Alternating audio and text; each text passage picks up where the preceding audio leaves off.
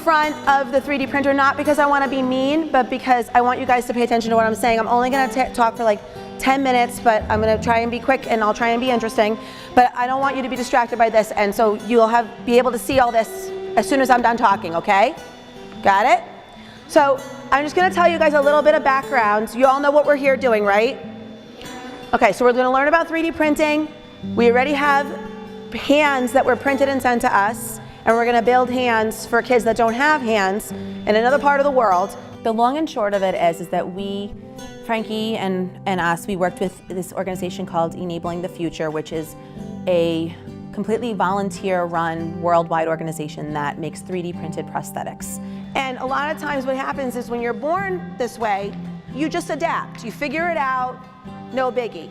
But sometimes as you get older, there's certain things that you might need help with that a prosthetic is really helpful for. It's not just like hands, like a lot of people use 3D printers in different ways. There's like dogs like use them when they lose their feet. Like 3D printing can like make anything out of plastic, really. Like it kind of felt like Iron Man, because you could, like Iron Man, maybe his armor was made of, like he was made out of a 3D printer because his armor is like made of like hard plastic or something hard. Because just like they can make hands like we did, so they can make other body parts, well, not necessarily a head. 3D printer, it helps them around the world, because if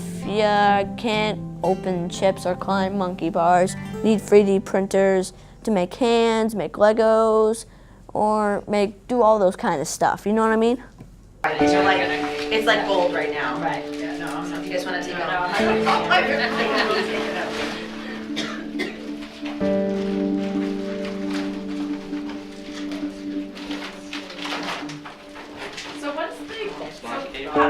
How do they operate the hand once it's assembled? So this one's broken. Just imagine that this finger's attached and working. This one's only 3 fingers. They made the OD because kids like Frankie that have something but not a lot needed to build strength and dexterity, because you can imagine even though he can move it, he doesn't ever use it to grab anything. Right. So this was for building strength. The OD is actually not for like doing stuff. It's for like learning that strength and dexterity. Yeah. So it's almost like doing physical therapy. So if you imagine a kid, imagine my 2 fingers are a palm, and I have no fingers. Right. As soon as they bend their wrist, Oh wow, look at that. it closes, opens and closes. That's awesome. It's So when they flex, everything. exactly. There are people that are part of this organization that volunteer their time, their money, and they make prosthetics and they mail them across the world, across the country. We had seen stories where Cub Scouts were making hands in other parts of the country. In the electives, one of the electives was called robotics, and it actually said, build a robot hand. And I took it to Rachel and I said, can you believe this? It's build a robot hand. And she and I kind of hugged and cried and thought it was so great, because we talked about doing something. We've been trying all along to find something the boys could do that's bigger than them, that was where they could really get the experience of giving and making a difference from start to finish and see all the aspects of it and understand it. To build the hands is quite a few pieces. So the library was able to get the parts and build one piece for us in an hour, one piece. A machine that like kind of like this, I guess like a little curved. Then there was like this little flat layer, and there was like this little like hand thing to like make the hands. it looks like you could make anything out of it as long as it's doable. And then they like squirted out ink or something like that. It was in the middle of kind of printing pre-parts to show us what some of the parts would look like. So to get all these pieces together for a hand, that's where Enable works with volunteers around the world who have 3D printers, who make all these different pieces for free and donate them to have people build them, because it does take quite a bit of time to make each piece. And it kind of just made perfect sense. It all blended together. So we contacted Enable. They sent us the parts for the hands, but we needed to raise money for the basically the hardware that puts the hands together. Okay, but that's all, so each hand has... Each kit, each assembly kit has supplies that are supposed to be sufficient for any size hand. Any size hand. Right, exactly. So the kits are not specific, like, because I was telling Matter Hackers, which is where I got these parts, and they were amazing.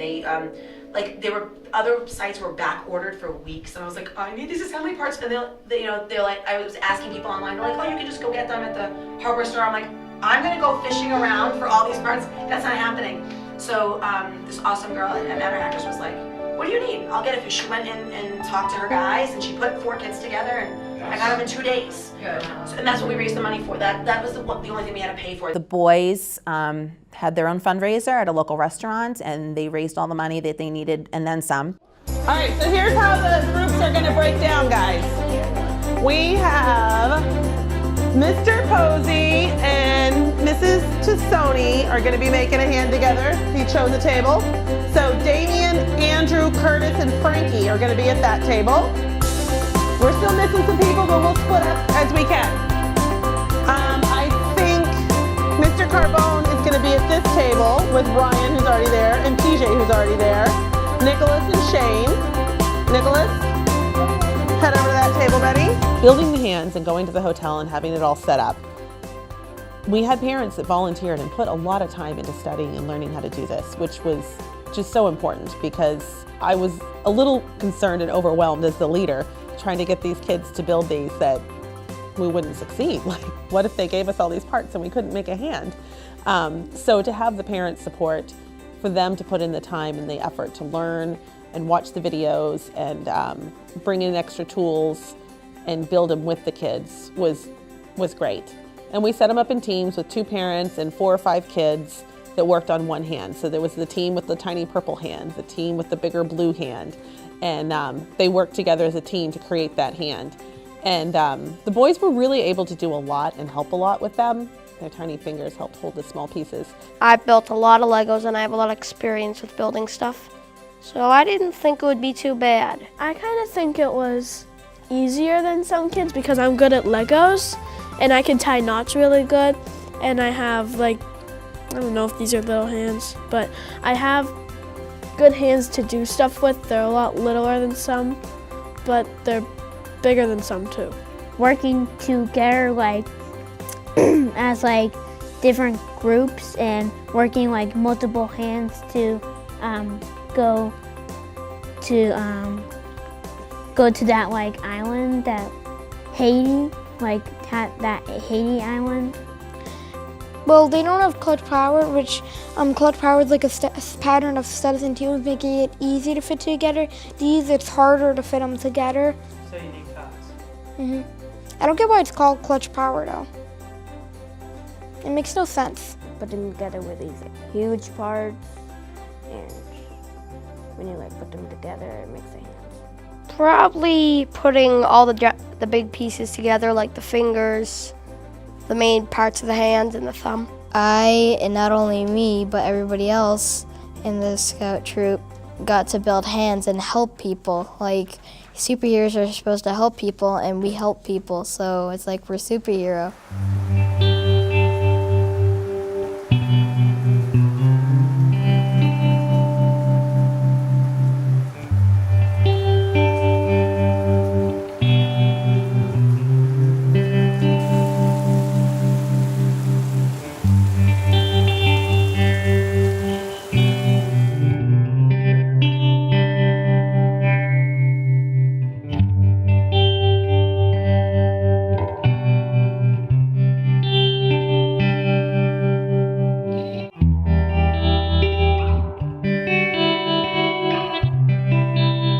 It's just, one of the boys in the den had traveled to Haiti. He'd been there before. So we asked him to put together kind of a presentation for the boys so they could understand where it was going. So he brought in pictures from his vacation to Haiti. He brought in a map and explained where Haiti was and, what the people are like there and what the culture and experience is there. So to hear that, a hurricane hit it's devastating. It happens, sadly, world events. It's always sad, but it did feel a little personal, and the boys were concerned they said, well, isn't that where our hands went? Do you think the people that got our hands? So it kind of brings the world a little closer and smaller, that we all, you know, for the boys to know that somebody in another part of the world has a relationship to them, kind of makes it a little more feeling and empathy when you hear just the shocking news you see on the news. I hope, like, I'm not sure anyone got that hurt. I don't think anyone got too hurt. I don't know if anyone died, but I hope it wasn't the people who we made the hands for, because, you know, they're not really rich in Haiti.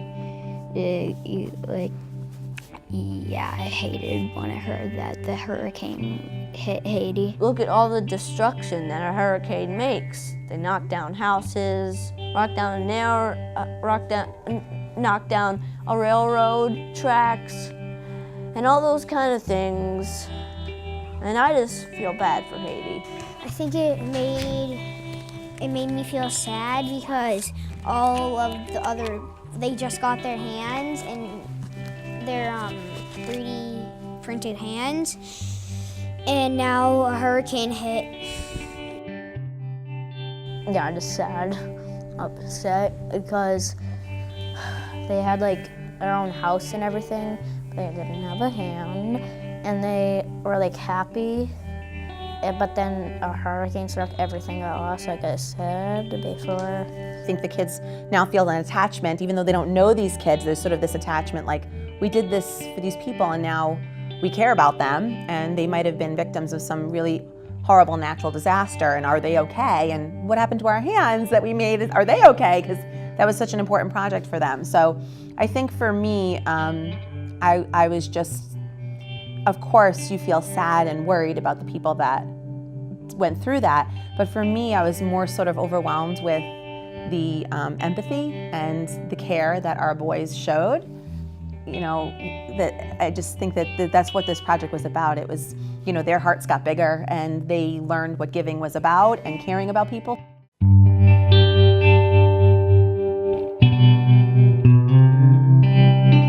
Frankie and us, we worked with this organization called Enabling the Future, which is a completely volunteer-run worldwide organization that makes 3D printed prosthetics. And what that means is that there are people that are part of this organization that volunteer their time, their money, and they make prosthetics and they mail them across the world, across the country. And so Frankie had the fortunate experience of being able to work with some teachers that were part of the organization, and they made him his first couple of prototype prosthetics that unfortunately didn't work great for him. They were wrist activated and he needed an elbow activated one, because he doesn't have a complete wrist. So flash forward to last year, we had seen stories where Cub Scouts were making hands in other parts of the country. So we thought, wouldn't it be a great idea if we kind of blended these two things? We knew that Enable was getting us in touch with another volunteer that was kind of a pro at making those elbow activated devices, and he was gonna get a hand from this really awesome stranger in another part of the country. As a leader, I reached out to a couple local news stations and the person who helps within Boy Scouts of America to make sure that, you know, I felt like it was a big deal. We were getting a lot done. So we really wanted, I wanted Council and the Boy Scouts of America to know that we did something big. And word got out, and then everyone showed up. And it was really great. And I felt pretty excited that we were gonna be on camera again. That's always exciting. And that I think we were on the news again, so that was fun. And that I was with all of my friends, and we got to have pizza and cookies, and that was a blast. So that was fun. I got pretty excited when I saw all those, so yay! I like helping people, and I didn't really know we were gonna be on TV at first. So yeah, I thought it was pretty cool that we got to help people in Haiti. I was kind of happy because I'd like to be on TV, because you can be famous someday on TV. Like, you could be in good movies or bad movies, but usually good movies. And TV is, and everybody watches TV, and especially the news. I was like kind of scared and nervous because I never actually been on TV. weird, amazing, awkward, fearful, because I technically get stage fright. I can't take an audience more than about maybe 40 people. It felt great, and it felt excited too. You guys know what we're doing? Yeah. Okay, so you guys paid it forward by making those awesome hands for those other 4 kids, and now you're gonna hand Frankie his hand, okay? Thank you guys so much. All right.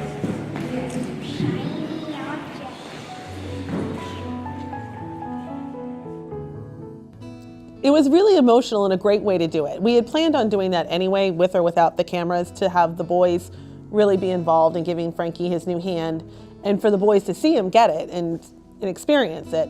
So it was neat. I mean, they literally just took the hand and each boy touched it and passed it and looked at it until it got to Frankie. And well, of course, the mothers, we were all crying. Well, we passed it around it was like a line, and so we passed it around to our friends. And It actually felt good because we all practically touched it, so it was technically like giving a gift from all of us, even though we didn't exactly make Frankie's a hand, but we did make people in Haiti a hand. It still felt good. I felt pretty excited that I got a new hand. It has my favorite animal on it, which is a shark, and that it had my favorite team strings, which is like the Celtics, so I had like green strings. And it felt pretty exciting as I watched it slowly getting passed down and then it getting passed to me. So that was pretty exciting, and we all had a blast. My son got a gift from a random stranger that didn't know him that made this beautiful prosthetic for him. And then Frankie and all of his friends paid that gift forward, which is really what Scouting is all about. Scouting is such a great organization. This is my first son to go through Scouts, and I've been really impressed with the organization and the experience that you get out of it. It's really teaching the boys just the basic, how to be a good citizen and a good member of your community and a good person. And through just the program things we do, learning first aid and all the things that we learn every year, visiting the fire station, things like that. But then even these adventures that we get to choose, our electives, it really personalizes the program to the boys, so they get to do what's interesting to them. And as a leader, we keep trying to find things that are a little bigger to really help give them an example that they can remember, instead of just going to the church and making arts and crafts.